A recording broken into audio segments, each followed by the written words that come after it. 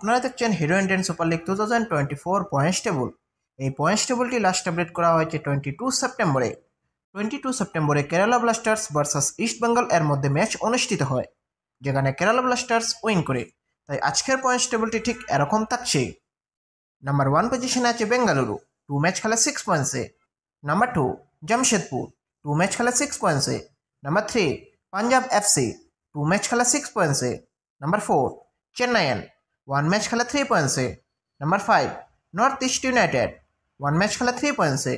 Number 6 Kerala Blasters, 2 match খেলা 3 পয়েন্টসে। Number 7 Mohun Bagan, 1 match খেলা 1 পয়েন্টসে।